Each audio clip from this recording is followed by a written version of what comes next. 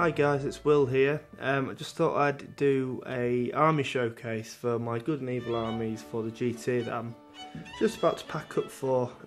It's Thursday night, it's quite late, but I've finally got everything painted up. So here is the 600 points good that I'm taking. It's all Iron Hills, so I've got that plus or minus 1 to my deployment rolls as the army bonus, which is why I've got the blister. I thought I'd give it a go. So the list itself is all captains. So we've got this little chappy here, and he's leading 11 Iron Hills warriors with spear and shield, or should I say tealed, hashtag tealed wall. It's the most expensive pun I've ever made. We've got another captain leading 10. No, it's 10 with spear and shield, and then I've had to do a little conversion for one with sword and shield because I didn't have the points left over. And then the third warband, I've got an Iron Hills blister with the party dwarves at the back, and I've upgraded to get a siege captain, and he's going to be my general. I figured with the amount of shadow lords and blinding light that's going to be there, a couple of points of might to go on the blister rolls couldn't hurt. It's a really nice model as well. I'm a really big fan of it, and I had a spare shield from the command pack because I've not made the banners yet, so I just thought I'd stick a shield on him. That's quite cool, I think. So overall, my expectations for these guys isn't very high. There's not many of them. Don't get me wrong, they're no pushover, but I'm going to need a miracle from the ballista in every game for it to do what I want it to. The dwarves can hold their own for so long, but especially against a Horde army, I'm really going to struggle. But I really like the look of them. I've put a lot of effort into them the last couple of months, and I haven't really had a chance to use them because I've been competing. Whereas I'm going for a little bit of a fluffier run, I think. Here is the start of my evil army.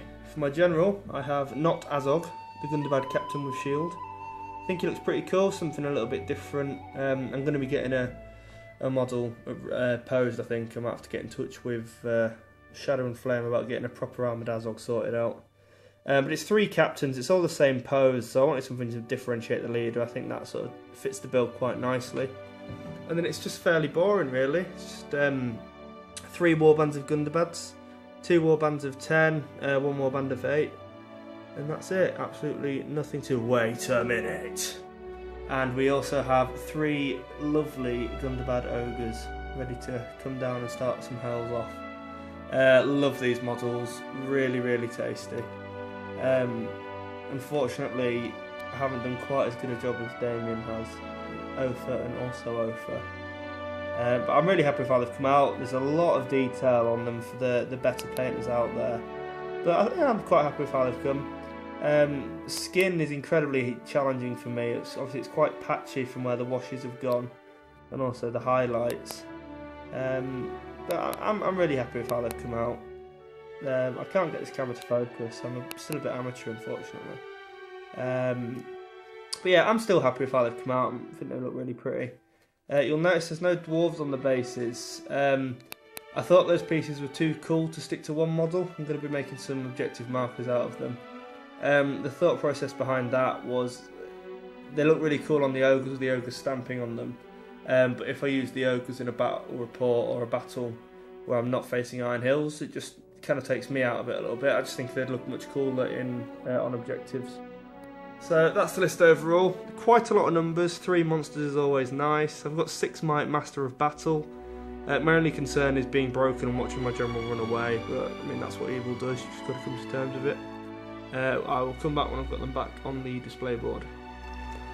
And here we are with everything crammed onto my tiny display board. I decided to whip something up just to put a little bit of effort in for Warhammer World. It's quite nice. I know there's a lot of fluffy players going, and I don't know, I feel like if I'm going to take armies like this and try to have a bit of fun with it, and you know, working on the presentation, I thought I'd best go all out and have a nice little tray of them to stand on.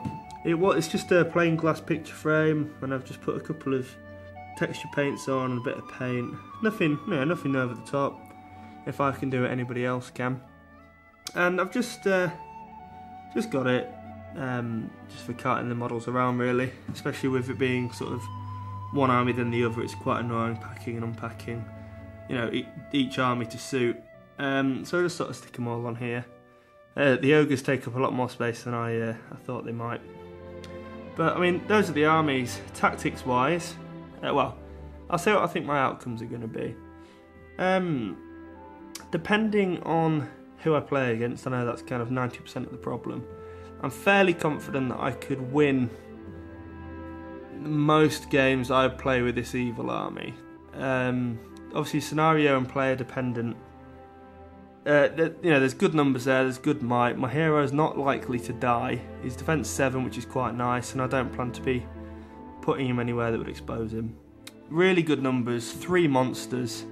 I'm expecting to see a lot of magic at this tournament, particularly on the evil side, but on the good side you're not going to get more than a wizard in, and if you do, it's going to be all hero, which is quite easy to quash with this many numbers anyway. So evil wise, they're kind of my alpha force. I'm expecting them to get the wins for me. On the good force, I'm not holding out any hope whatsoever. The numbers are so small. The ballista is awesome when it hits, but there's going to be a lot of Shadow Lord. For the good army to win any games, it's going to have to be a really nice matchup, the right scenario, and the right dice being rolled for the ballista. Getting all the hits when I really need them.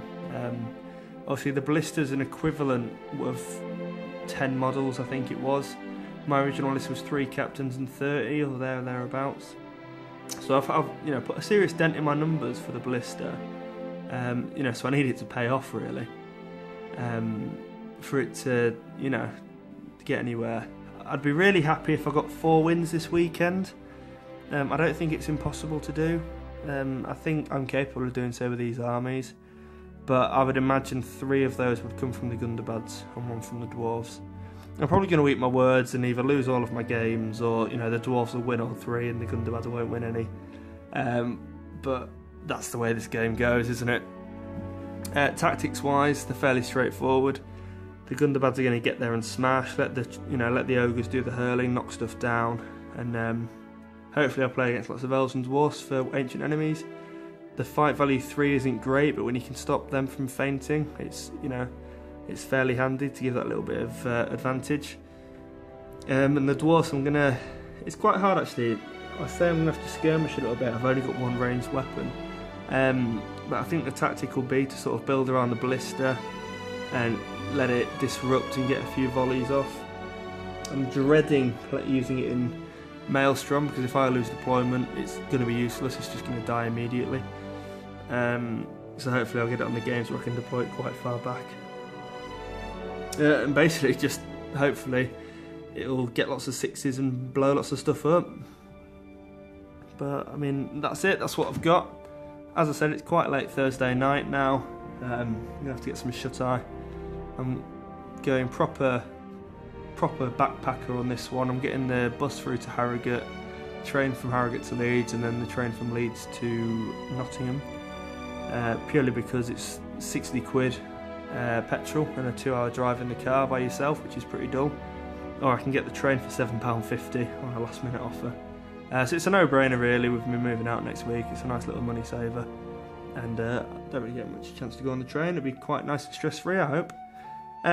So hopefully the next update, I think I'm going to do a little bit of a tournament vlog for this one. Might as well, a bit of content for you guys. So hopefully the next thing you'll hear from me will be the hobby vlog, and that'll be starting tomorrow morning. Another thing to watch out for, we're doing a toy talk tomorrow night with the legendary Dan Entwistle. If you haven't done already, get onto Toy Talks episode 1 and submit a list for us to review and advise on. Our advice is worth nothing, that's my disclaimer, but it's a nice bit of content. And we've won a couple of tournaments between us, particularly Dan. I think he's won 3.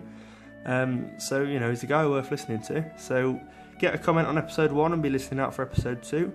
And we've also got a live stream coming up on Monday called Babbles in Bag End, which is a new talk show hosted by Gethin Watkins, and I think that's going to be a post-GT review. So there's quite a lot of content coming your way from lots of different subscribers and channels. And obviously you've got the gold standard from GBHL Podcast, who I assume will be churning out content as they normally are. But thanks very much for listening, guys. Hopefully I'll see quite a lot of you this weekend for a couple of beers. Thank you very much.